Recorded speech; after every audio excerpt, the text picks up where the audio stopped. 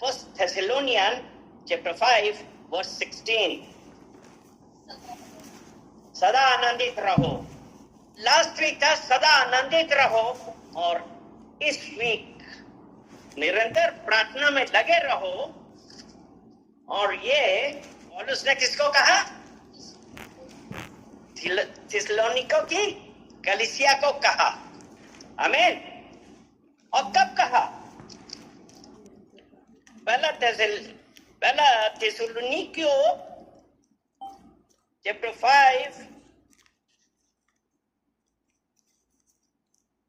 Verse 14 and 15 कि हे भाइयों, हम तुम्हें समझाते हैं कि जो ठीक चाल नहीं चलते उनको समझाओ, कायरों को ढांढस दो, निर्बलों को संभालो, सबकी ओर सहनशीलता दिखाओ। 15 वचन, सावधान, कोई किसी से बुराई के बदले बुराई ना करे, पर सदा भलाई करने पर तत्पर रहो, आपस में और सबसे भी भलाई की चेष्टा करो। उसके बाद उसने कहा सदा आनंदित रहो, और 17 वचन कहता है निरंतर प्रार्थना में लगे रहो। यहाँ पे उसने क्या कहा? मुझसे प्रार्थना करो। तो अब यहाँ पे जरूरत इस बात की है, यहाँ पौलुस ने थिस्सलुनी को बोला है प्रे विदाउट सीजिंग, प्रार्थना में लगे रहो। प्रार्थना में लगे रहो, तो यह प्रार्थना है क्या?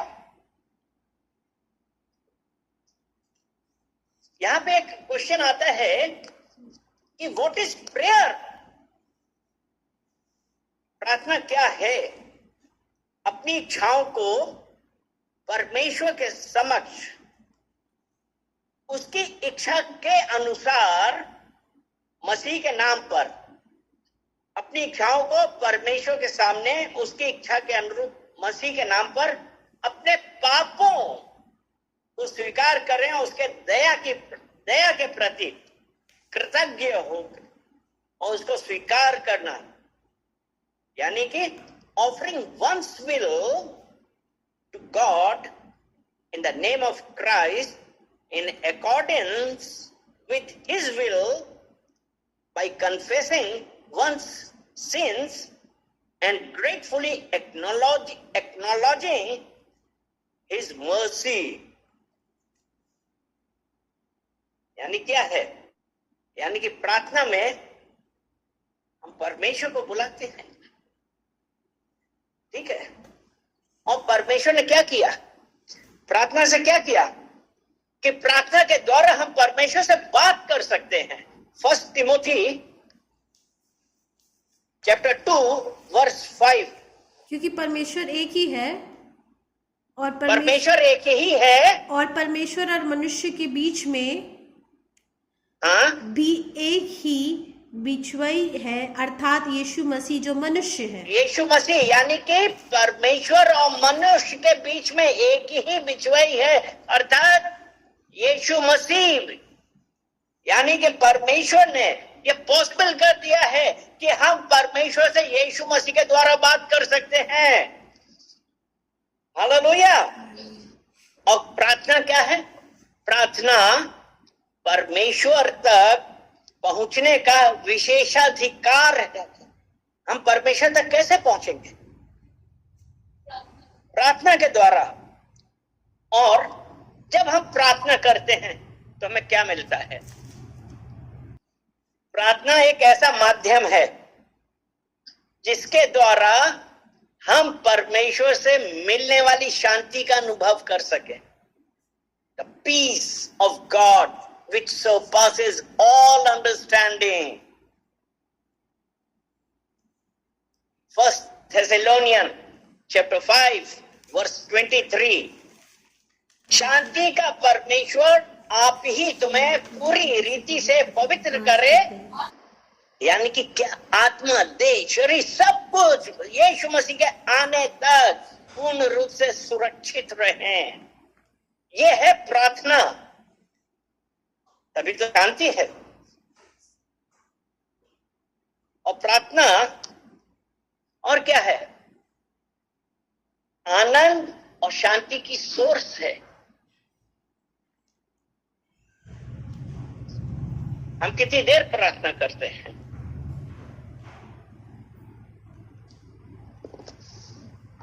क्या हम प्रार्थना करते हैं कि जब हमको जरूरत होती हम तब प्रार्थना करते हैं?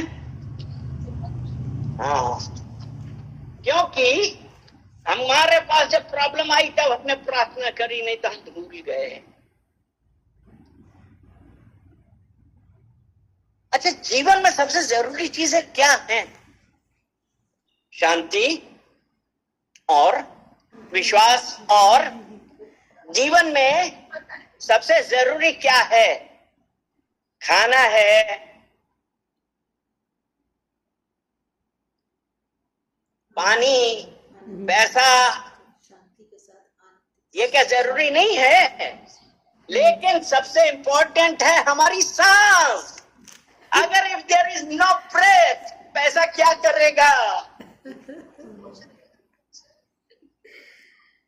लेकिन सच तो यह है कि अगर हमारी सांस रुक जाए तो हम कुछ पल में मर जाएंगे। सांस लेना ये क्रिया नहीं है, ये हमारे जीवित रहने का प्रमाण है कि वी आर अलाइव। मैं जीवित हूं, क्योंकि अगर हम उत्पत्ति जेनेसिस चैप्टर 2 वर्स 7 पढ़ेंगे। तब यहोवा परमेश्वर ने आदम को भूमि की मिट्टी से रचा, हाँ, और उसके नथनों में जीवन का श्वास फूंक दिया, और वो आदम जीवित प्राणी बन गया। यानी कि परमेश्वर ने आदम को भूमि की मिट्टी से रचा और उसके नथनों में जीवन का सांस फूंका और आदम जीवित प्राणी बन गया। तो वो चीज बहुत जरूरी है। जीवित प्राणी बन गया, सांस। उसी तरह एक मसीही के आत्मिक जीवन में जब तक जीवित है, मसीही का आत्मिक जीवन, मसीही का आत्मिक जीवन जब तक वह जीवित है तब तक वो प्रार्थना में सांस ले रहा है। तब तक वो किसमें सांस ले रहा है? प्रार्थना में। स्पिरिचुअल लाइफ के लिए prayer is an essential thing. और अगर एक मसीही के जीवन में प्रार्थनाएं रुक जाती हैं,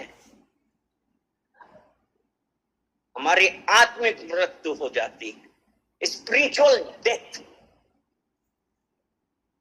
तो इसीलिए जब पौलुस ने ये कहा प्रार्थना निरंतर, प्रार्थना करो निरंतर, तो अब निरंतर प्रार्थना करना, निरंतर प्रार्थना करना, प्रे विदाउट सीजिंग। तो निरंतर प्रार्थना करना क्या, इसका यह मतलब है कि हम 24 घंटे प्रार्थना करते रहें? हम कुछ ना करें, अपना घुटनों में आए और प्रार्थना करते रहें?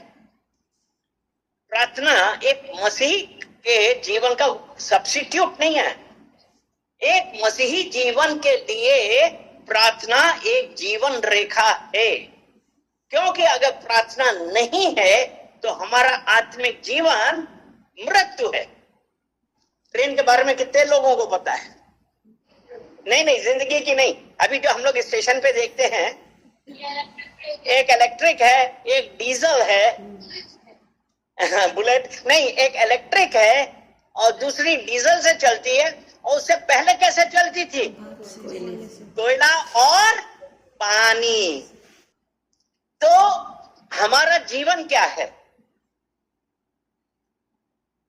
हमारा जीवन, our life is like a train. हमारा जीवन रेलगाड़ी एक ट्रेन के समान है। और जब हम कह रहे हैं ट्रेन के समान है, तो इसका क्या मतलब है? जो स्टीम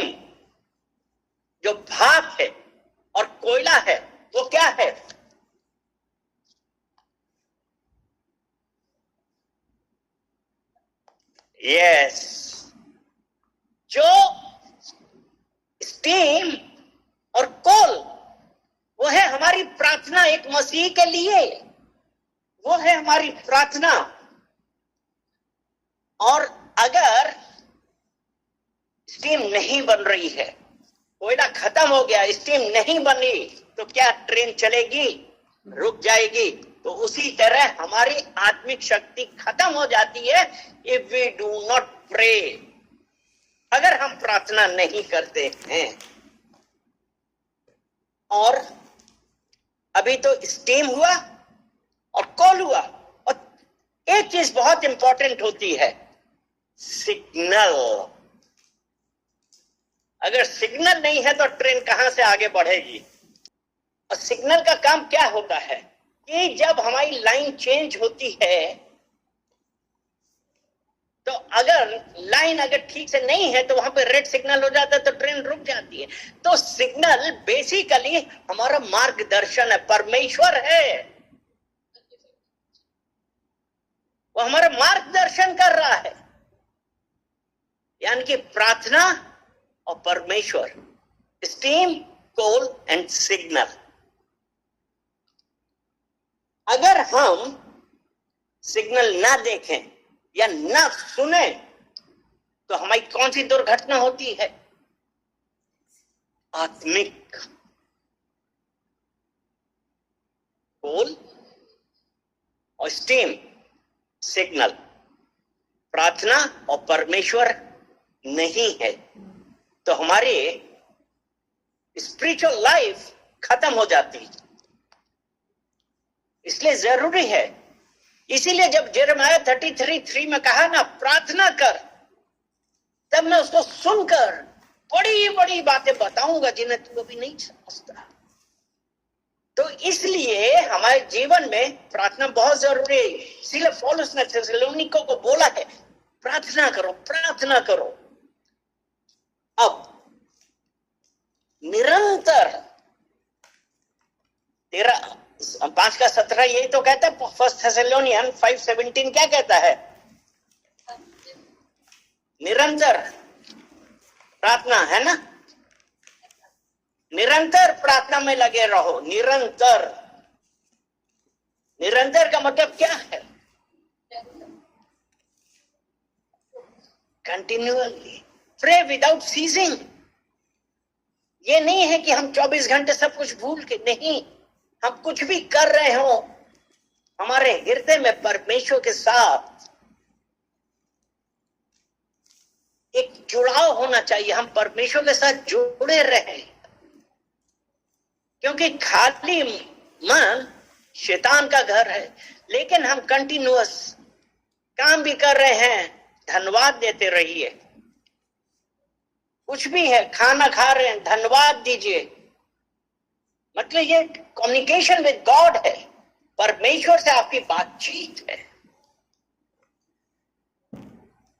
ये है क्योंकि हम धन्यवाद देते जाते हैं और हमारे मन का रोग, यानी कि हमारा मन हमेशा परमेश्वर की उपस्थिति में महसूस करता रहे।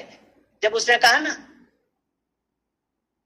कि मैं तुम्हारे साथ हूं, और हम कैसे महसूस करेंगे कि परमेश्वर हमारे साथ है? जब हम उसके साथ रिलेशन रखेंगे। और रिलेशन प्रार्थना, प्रार्थना, प्रार्थना, क्योंकि वही हमारा गाइड है, वही हमको गाइड कर रहा है। जो हमने पढ़ा था ना कि एक बिचवई है, मसीह यीशु। परमेश्वर मनुष्य के बीच में एक बिचवई है। तो आज हम क्या उसमें कर रहे हैं? अपने हर कार्य में, हर काम, जो कुछ भी हम कर रहे हैं, परमेश्वर को धन्यवाद देते हुए।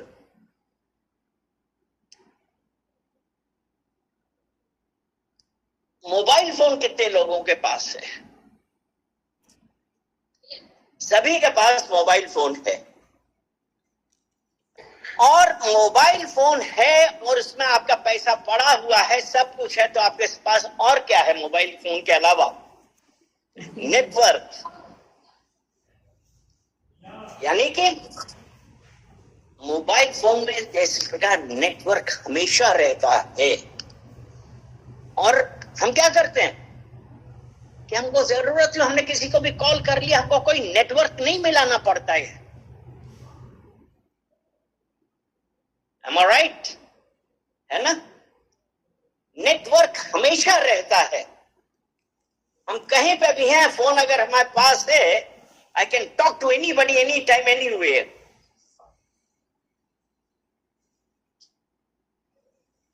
क्योंकि हम जब कॉल कर रहे हैं तो कनेक्शन चालू है। वैसे ही एक मसीह को क्या करना चाहिए? मसीही का हृदय परमेश्वर के नेटवर्क से हमेशा जुड़ा रहना चाहिए। हालेलुया।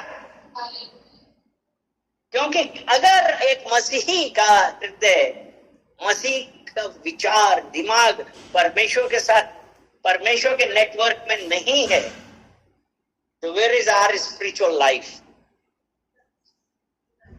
हमारे पास स्पिरिचुअल लाइफ ही नहीं है। हम एक एग्जाम्पल देंगे, नेहमाया चैप्टर 2 वर्स 4। कि तू क्या मांगता है? तब मैंने स्वर्ग के परमेश्वर से प्रार्थना करके राजा से कहा। यहाँ पे हमने क्या देख रहे हैं कि नेहमिया क्या कर रहा था कि वो उदास था, और फिर जब राजा ने पूछा, फिर राजा ने से कहा कि तू क्या मांगता है, तो उसने क्या कहा? प्रार्थना कर रही। प्रार्थना यानी कि कनेक्शन ऑन था, नेटवर्क ऑन था। प्रार्थना करो निरंतर। और नेहमिया ने परमेश्वर से प्रार्थना करके, उसको स्मरण करके हर कार्य में उसको स्मरण किया। हम कितनी देर प्रार्थना करते हैं? Daniel chapter 6 verse 10। क्या मालूम हुआ? क्योंकि 8 वर्ष ऐसा है जो डेनियल के अगेंस्ट में थे। लोगों ने क्या कहा? इसलिए अब हे राजा ऐसी आज्ञा दे और इस पत्र पर हस्ताक्षर कर, जिसे बात मादियों और फारसियों की अटल व्यवस्था के अनुसार बदली ना जा सके। तब राजा ने उस आज्ञा पत्र पर हस्ताक्षर किया। क्योंकि, और वो क्या आज्ञा थी कि ऐसी कड़ी आज्ञा निकाले कि 30 दिन तक जो कोई हे राजा तुझे छोड़ किसी और मनुष्य या देवता से विनती करे वे सिंहों की माद में डाल दिया जाए। राजा ने ये आज्ञा निकाली थी, और जब दानियल को यह मालूम हुआ कि ऐसी आज्ञा निकली है, तो उसने क्या किया? उसने खिड़की खोली और अपनी रीति के अनुसार वो 3 बार उसने प्रार्थना करी। क्योंकि हमारे हृदय का नेटवर्क परमेश्वर के साथ है। हमारी हृदय की स्थिति परमेश्वर से जुड़ी रहनी चाहिए। वो नहीं डरा कि वो सिंह की मांद में फेंका जाएगा, क्योंकि वो अपने परमेश्वर पर भरोसा करने वाला था। और निरंतर प्रार्थना क्यों जरूरी है? निरंतर प्रार्थना जरूरी है आत्मिक शक्ति के लिए, स्पिरिचुअल स्ट्रेंथ। अगर आत्मिक शक्ति नहीं है तो हम क्या करेंगे? हमारे ऊपर शैतान राज करेगा। प्रार्थना के बिना हम आत्मिक रूप से कमजोर हो जाते हैं।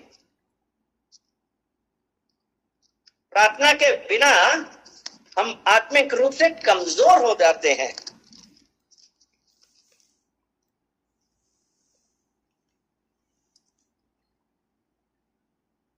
और ये अगर लूक चैप्टर 22 वर्स 46 उसमें लिखा, और उनसे कहा, क्यों सोते हो? उठो, प्रार्थना करो कि परीक्षा में ना पड़ो। प्रार्थना करो कि परीक्षा में ना पड़ो, क्योंकि प्रार्थना हमें पाप और प्रलोभन का सामना करने की शक्ति देती है। हम कितनी बार प्रार्थना करते हैं? प्रार्थना के द्वारा परमेश्वर हमारा मार्गदर्शन करता है। नीति वचन प्रोवर्ब चैप्टर 3 और वर्ष 6, उसी को स्मरण करके सब काम करना, तब वह तेरे लिए सीधा मार्ग निकालेगा।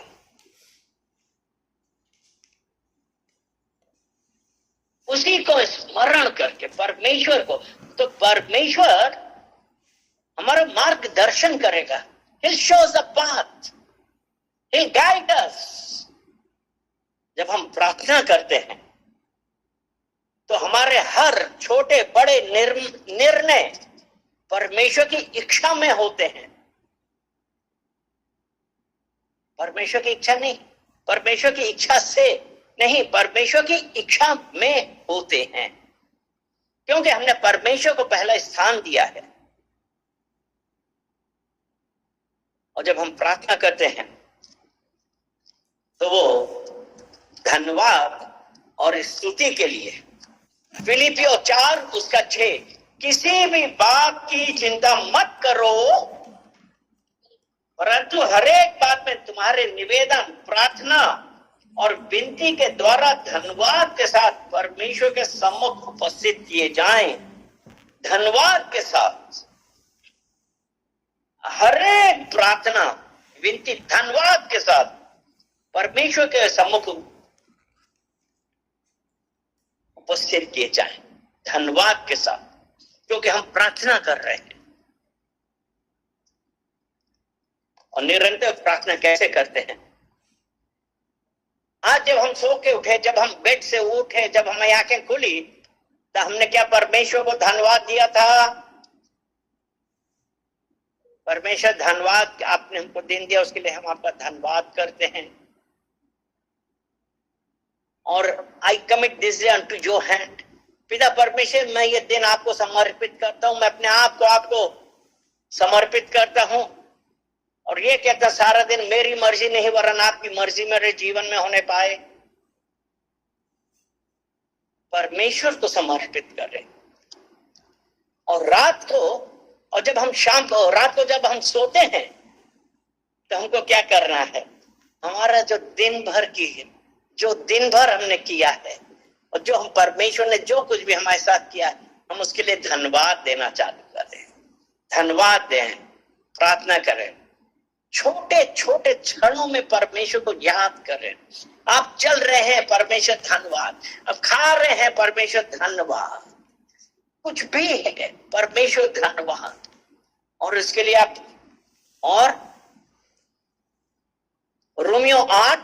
रोमन्स चैप्टर 8 वर्स 26, इसी रीति से आत्मा भी, पवित्र आत्मा भी हमारी दुर्बलता में सहायता करता है। यानी कि पवित्र आत्मा की सहायता ले प्रार्थना कर रहे हैं तो हाँ, क्योंकि हम नहीं जानते प्रार्थना किस रीति से करना चाहिए। हाँ, जो बयान से पता है हमारे लिए विनती करता है। तो इसलिए, परंतु आत्मा आप ही ऐसी आहें भर भर कर जो बयान से बाहर हमारे लिए विनती करता है। यानी कि हमको भी पवित्र आत्मा से सहायता मांगनी चाहिए कि पवित्र आत्मा हेल्प मी, मेरी सहायता करें। और अपने जीवन के हर पहलू में, हर बात पे परमेश्वर को शामिल करें। खुश है उसकी स्तुति करें, उसकी स्तुति करें। और जब दुख है उसकी सांत्वना लें, परमेश्वर की सांत्वना। और जब हम काम कर रहे हैं तो हमको परमेश्वर से बुद्धि मांगनी है, जेम्स चैप्टर 1 वर्स 5, याकूब 1 और उसका 5। पर यदि तुम में से किसी को बुद्धि की घटी हो तो परमेश्वर से मांगे जो बिना उल्हाना दिए सबको उदारता से देता है और उसको दी जाएगी। बुद्धि मांगिए कि हमको बुद्धि दे। पिता परमेश्वर, आपने मुझे एक कार्य दिया है, हमको ये दिया है, मुझे बुद्धि दीजिए। और बुद्धि, परमेश्वर की बुद्धि जब हमारे पास है तो हमारे काम परमेश्वर के द्वारा होते हैं। हालेलुया। क्योंकि हमारा जीवन चाहे कितना भी अच्छा चल रहा हो, अगर हम निरंतर प्रार्थना से शक्ति नहीं लेते हैं और परमेश्वर के सिग्नल पर ध्यान नहीं देते हैं तो हम रुक सकते हैं और गिर भी सकते हैं।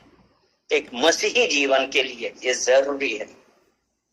इसीलिए पौलुस ने कहा, प्रे कंटिन्यूअली, निरंतर प्रार्थना में लगे रहो, प्रार्थना निरंतर करो। एक वचन मैं और बताता हूं, फिलिपियो 4 उसका 6 और 7। Philippians chapter 4 verse 6 and 7। फिलिपियो 4 उसका 6 और 7। किसी भी बात की चिंता मत करो, हर एक बात में तुम्हारा निवेदन प्रार्थना और विनती के द्वारा धन्यवाद के साथ परमेश्वर के सम्मुख उपस्थित किए जाए।